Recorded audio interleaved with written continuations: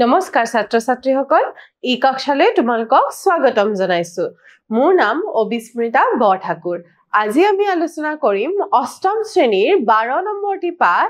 সুখ নামৰ কবিতাটিৰ অনুশীলনীৰ সন্নিবিষ্ট হৈ থকা প্ৰশ্ন উত্তৰসমূহৰ বিষয়ে ইতিমধ্যে আমি আন এটা শ্ৰেণীৰ কিছু সংখ্যক প্ৰশ্ন উত্তৰৰ বিষয়ে আলোচনা কৰিছো আজি আমি ইয়াত 9 নম্বৰ প্ৰশ্নৰ পৰা আলোচনা কৰিম গতিকে চাওঁচোন আহা 9 নম্বৰ প্ৰশ্নত কি দিয়া আছে 9 নম্বৰ প্ৰশ্নত তোমালোকক বাক্য ৰচনা কৰিবলৈ দিছে পাঠটিৰ পৰা কেইটামান শব্দ কবিতাটিৰ পৰা তুলি দিয়া হৈছে আৰু সেই গীতাৰে বাক্য সাজিবলৈ দিছে শব্দগীতা কি দিছে চাও আহা প্ৰথমে দিছে স্বাৰ্থ বলিদান সুগন্ধি সেন্দুৰীয়া ভৰপুৰ দিনকণা আহাচোন আমি তাৰে কেইটামান বাক্য সাজিছো চাও প্ৰথমটো দিছে স্বাৰ্থ বলিদান দেশৰ হকে নিজৰ স্বাৰ্থ বলিদান দিয়া লোকসকল আজিও অমৰ হৈ আছে সুন্দৰ বাক্য এটা আমি সাজিছো তাৰ পিছৰটো চাও হা সুগন্ধি শেৱালি ফুলৰ সুগন্ধিয়ে পদুলিটো আমুল মুলাই তুলিছে সুগন্ধি মানে সুন্দৰ গোন্ধ ওলাই থকা সেন্দুৰীয়া মানে ৰঙা বৰণৰ ৰঙচুৱা সূৰ্যাস্তৰ সময়ত বেলিটোৱে সেন্দুৰীয়া ৰহন হানিছে ভৰপুৰ মানে উভয় নদী ভৰ্তি হৈ থকা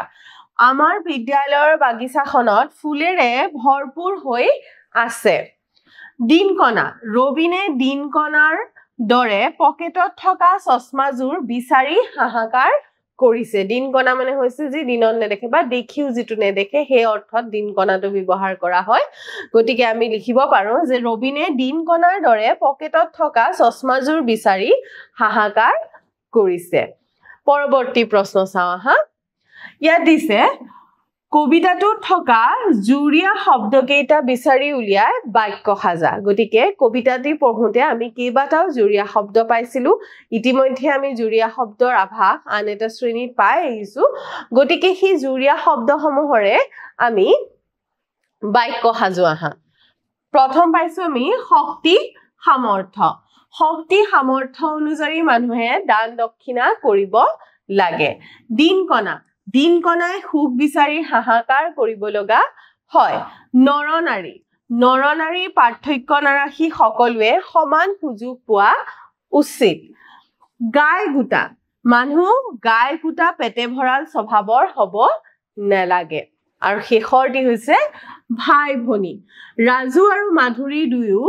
ভাই ভনীৰ মাজত মিলা প্ৰীতি আছে গতিকে এইদৰে কেইটামান জুৰীয়া শব্দৰে আমি বাক্য সাজিবলৈ চেষ্টা কৰিছো তোমালোকে পাঠটোৰ পৰা আৰু কিছু জুৰীয়া শব্দ উলিয়াই আনিবলৈ চেষ্টা কৰিবা পৰৱৰ্তী প্ৰশ্নটো চাও আহা কবিতাটোত থকা সন্তান শব্দটোৱে উভয় লিংগ বুজাইছে আমি লিংগৰ ধাৰণা ইতিমধ্যে পাইছোৱে এনে শব্দৰ পুলিংগ আৰু স্ত্ৰীলিংগ বুজাবলৈ ক্ৰমে কইনা আৰু পুত্ৰ এই শব্দ ব্যৱহাৰ কৰা হয় যে কইনা সন্তান বা পুত্ৰ সন্তান একেদৰে কিছুমান শব্দৰ লিংগ পৰিৱৰ্তন কৰিবলৈ হলে মতা মাইকী শব্দ ব্যৱহাৰ কৰা হয় যেনে মতা মানুহ মাইকী মানুহ এইদৰে আমি কেতিয়াবা লিংগ পৰিৱৰ্তন কৰোতে শব্দটোৰ সালসলনি নহয় আগত মতা বা মাইকী এনে ধৰণে ব্যৱহাৰ কৰিবলগীয়া হয় তোমালোকৰ পাঠত আজি কেইটামান শব্দৰ লিংগ পৰিৱৰ্তন কৰিবলৈ দিছে চাওচোন আহা তলৰ শব্দবোৰৰ লিংগ পৰিৱৰ্তন কৰা শব্দকেইটা কি দিছে চাও হা হাতী মানুহ মৌ ছাগলী কুকুৰা এই সমূহৰ আমি যদি স্ত্ৰীলিংগ আৰু পুলিংগ লিখো কি ৰূপত হ'ব চাও আহা পুলিংগ স্ত্ৰীলিংগ প্ৰথমে আছে দতাল মাখুন্দি দতাল মতা হাতী কি বুলি কোৱা হয় দতাল হাতী বুলি কোৱা হয় আৰু মাইকী হাতী কি বুলি কোৱা হয় মাখুন্দি বুলি কোৱা হয় ঠিক তেনেদৰে মানুহৰ ক্ষেত্ৰত মতা মানুহ মাইকী মানুহ বা আমি এনেকেও লিখিব পাৰো পুৰুষ বা মহিলা বুলি লিখিব পাৰো বা নৰ নাৰী এই ধৰণেও আমি লিখিব পাৰো ঠিক তেনেদৰে মতা মহ মাইকী মহ ছাগলীৰ ক্ষেত্ৰত মতা ছাগলী বা মতা ছাগলীক পঠা বুলিও কোৱা হয় আৰু মাইকী ছাগলী বা পাঠি বুলিও কোৱা হয় মতা কুকুৰা আৰু মাইকী কুকুৰা এইদৰে আমি পুলিংগ আৰু স্ত্ৰীলিংগ দুটা ভাগত লিখিলো পৰৱৰ্তী প্ৰশ্নটি চাওঁ আহা নিস্বাৰ্থৰ বাট সেন্দুৰীয়া আলি সুগন্ধি কুসুম ফুলে ইয়াত এই সেন্দুৰীয়া শব্দটোত সেন্দুৰ শব্দটোত ইয়া প্ৰত্যয় যোগ হৈ সেন্দুৰীয়া হৈছে সেন্দুৰ যোগ ইয়া সেন্দুৰীয়া এইদৰে তোমালোকৰ পাঠৰ কেইটামান শব্দৰ প্ৰত্যয় ভাঙিবলৈ দিছে আমি সেইসমূহ ভাঙিবলৈ চেষ্টা কৰো আহা তেনেদৰে তলৰ শব্দকেইটাৰ প্ৰত্যয় ভাঙি দেখুৱা কি শব্দ দিছে চাওঁ আহা ধুলিয়া তেলিয়া কপটিয়া পাহাৰীয়া সেউজীয়া আৰু নগৰীয়া এই সমূহৰ প্ৰত্যয় ভাঙিলে এনে ধৰণৰ হ'ব ধুলিয়া শব্দটোৰ যেতিয়া আমি প্ৰত্যয় ভাঙিম তেতিয়া ধত উকাৰ হ'ব ধুলিয়া ঢোল যোগ ইয়া তেলিয়া তেল যোগ ইয়া কপটিয়া কপট যোগ ইয়া পাহাৰীয়া পাহাৰ যোগ ইয়া সেউজীয়া সেউজ যোগ ইয়া আৰু নগৰীয়া হৈছে নগৰ যোগ ইয়া এইদৰে ইয়া প্ৰত্যয় যোগ হৈ এই শব্দসমূহৰ প্ৰত্যয় ভঙা হৈছে পৰৱৰ্তী অংশলৈ যাওঁ এতিয়া তোমালোকক ব্যৱহাৰিক ব্যাকৰণৰ কিছু আভাস দিবলৈ চেষ্টা কৰা হৈছে আজিৰ পাঠত তোমালোকৰ জতুৱা ঠাঁচৰ বিষয়ে কিছু আভাস দিবলৈ চেষ্টা কৰা হৈছে ইতিমধ্যে তোমালোকে জতুৱা ঠাঁচৰ বিষয়ে জানা বা সেইসমূহ ব্যৱহাৰ কৰি বিভিন্ন সময়ত বাক্য সাজিছা গতিকে আহাচোন চাও জতুৱা ঠাঁচ কাক বোলে আৰু কেনে ধৰণৰ জতুৱা ঠাঁচ আমি দেখিবলৈ পাওঁ প্ৰথমে কেইটামান উদাহৰণ দিছে গাই গোটা পেটে ভৰা মানে কাক বুজায় স্বাৰ্থপৰ উৰ পৰে সিন্দুৰীয়া আলি ওপৰত উল্লেখ কৰা জতুৱা ঠাঁচ কেইটা কবিতাটোত আছে ইতিমধ্যে তোমালোকে জতুৱা ঠাঁচৰ বিষয়ে কিছু কথা জানি আহিছা প্ৰত্যেক ভাষাতে ভাৱ প্ৰকাশৰ কিছুমান নিজা নিজা ঠাঁচ থাকে আমাৰ অসমীয়া ভাষাত এই জতুৱা ঠাঁচৰ ব্যৱহাৰ আছে গতিকে জতুৱা ঠাঁচসমূহে কি কৰে আমাৰ যিকোনো কথাত অৰ্থ প্ৰকাশটো বেছি অৰ্থবহ কৰি তোলে কথা এটা বেছি অৰ্থবহ কৰি তোলাত সহায় কৰে জতুৱা ঠাঁচ ভাষাৰ সম্পদ আৰু এই ভাষাৰ সৌন্দৰ্য আৰু ভাষাৰ গভীৰতা বৃদ্ধিত সহায় কৰে বুলি কৈছে কি কৰে বুলি কৈছে জতুৱা ঠাঁচ হৈছে আমাৰ ভাষাৰ সম্পদ এই সমূহ লগাই পেলাই আমি যেতিয়া এই সমূহ ব্যৱহাৰ কৰি যেতিয়া আমি যিকোনো কথাত আমি এই জতুৱা ঠাঁচসমূহ যেতিয়া ব্যৱহাৰ কৰো তেতিয়া ভাষাটো আৰু বেছি শুৱলা আৰু বেছি অৰ্থবহ হৈ পৰে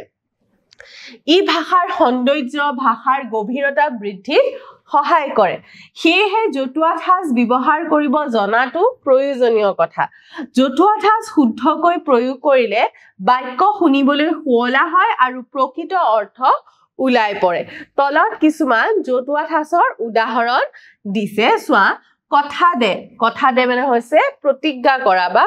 কথা দিয়া তেনেকে নাম থ মূৰ খা ঘৰ পাত মানে বিয়া পাত বা সংসাৰ কৰ কান কৰ মানে মন দে কথাটোত মন দে পেট পা কাৰবাৰ মনৰ কথা এটা জানিবলৈ চেষ্টা কৰা হাত হাৰ মানে ৰক্ষা পৰা মন খা মানে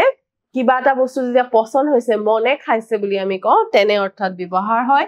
গা ঘেলা বাট মাৰ হাত লৰ মানে হৈছে চুৰ স্বভাৱৰ আৰু হাত ধু এইদৰে কিছু জতুৱা ঠাঁচৰ তোমালোকৰ আভাস দিয়া হৈছে আমি বহুত ধৰণৰ জতুৱা ঠাঁচ পাওঁ নহয়নে যেনে আলাসৰ লাৰু আকাশত চাং পতা এনে ধৰণে বহুত ধৰণৰ আমি জতুৱা ঠাঁচ পাওঁ আৰু সেইসমূহৰ যদি শুদ্ধ প্ৰয়োগ আমি বাক্যত কৰিব পাৰো ই বাক্যৰ সৌন্দৰ্য আৰু অৰ্থ আৰু বঢ়োৱাত সহায় কৰে গতিকে আশা কৰিছো তোমালোকে জতুৱা ঠাঁচৰ কিছু আভাস পাবলৈ সক্ষম হৈছা পৰৱৰ্তী প্ৰশ্নটি চাওঁ আহা তলৰ সৰল বাক্যবোৰ যৌগিক বাক্যলৈ পৰিৱৰ্তন কৰা তলত কেইটামান বাক্য দিয়া হৈছে আৰু সেই বাক্যকেইটা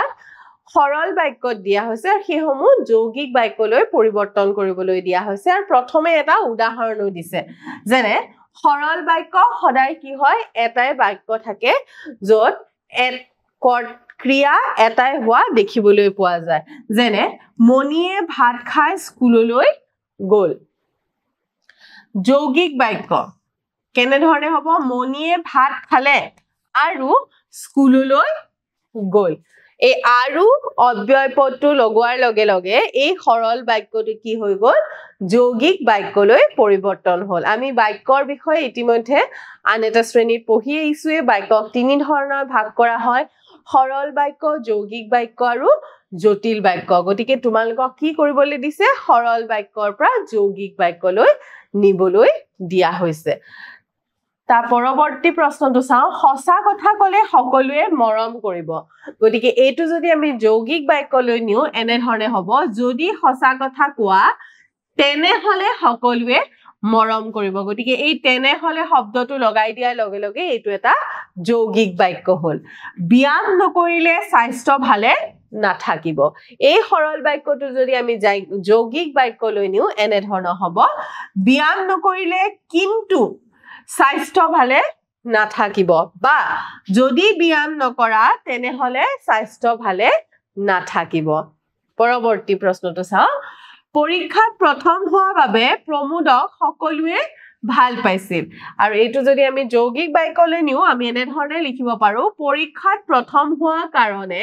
প্ৰমোদক সকলোৱে ভাল পাইছিল ৰবি নাহিল শ্যামল নাহিল এটুক যদি আমি যৌগিক বাক্যলৈ নিও আমি কি লগাম ৰবি নাহিল কিন্তু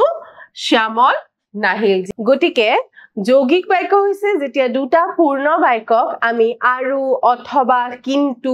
তেনে হলে এনে ধৰণৰ অব্যয় পদৰ জৰিয়তে যোগ কৰি এটা দীঘল বাক্যলৈ পৰিৱৰ্তন কৰো তাকে কি বুলি কোৱা হয় যৌগিক বাক্য বুলি কোৱা হয় আৰু শেষৰটি প্ৰশ্ন চাও হা খেলুৱৈ দলটোৱে জিৰণি লৈ উঠি খেলপথাৰত নামিল আৰু এই সৰল বাক্যটিক যদি আমি যৌগিক বাক্যলৈ নিও আমি এনে ধৰণে লিখিব লাগিব খেলুৱৈ দলটোৱে জিৰণি ললে আৰু তাৰ পাছত খেলপথাৰত নামিম গতিকে আৰু অব্যয় পদটো লগাই পেলাই আমি এই বাক্য শাৰী যৌগিক বাক্যলৈ পৰিৱৰ্তন কৰিলো গতিকে আশা কৰিছো ছাত্ৰ ছাত্ৰীসকল তোমালোকে আজিৰ শ্ৰেণীত ভালদৰে বুজিব পাৰিছা আজিলৈ ইমানতে শেষ কৰিছো ধন্যবাদ